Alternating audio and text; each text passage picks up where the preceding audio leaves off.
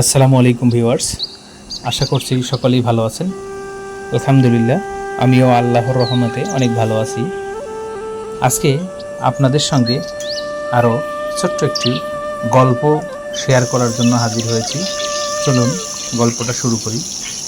তো আজকের গল্পটা হচ্ছে একটি সাপ এবং মহিলার গল্প। এক মহিলা একটি অজগর সাপ পুষতেন। একদিন হঠাৎ করে সাপটি খাওয়া দাওয়া বন্ধ করে দিল। শুধু বিছানায় মহিলার গা ঘেঁষে শুয়ে থাকে, কোনো কিছুতেই কিছু খায় না। অনেক চেষ্টা করে ব্যর্থ হওয়ার পর মহিলা সাপকে নিয়ে গেলেন ডাক্তারের কাছে।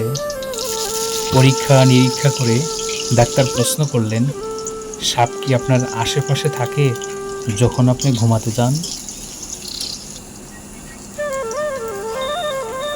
উত্তরে মহিলা বলল, হ্যাঁ।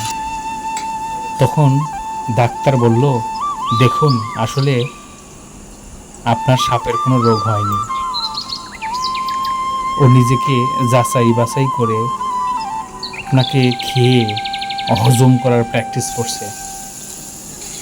এজন্যই আপনি ঘুমালে বারবার আপনার গা ঘেঁষে আপনাকে মেপে মেপে পরীক্ষা করে এবং নিজেকে অভুক্ত রাখছে। সঠিক সময়েও আপনাকে গিলে ফেলবে। এই গল্প থেকে আমরা যেটা শিখতে পেলাম সেটা হচ্ছে, কেউ আপনার সাথে একই রুমে থাকলে বা হাসলে মনে করবেন না যে সে আপনার বন্ধু।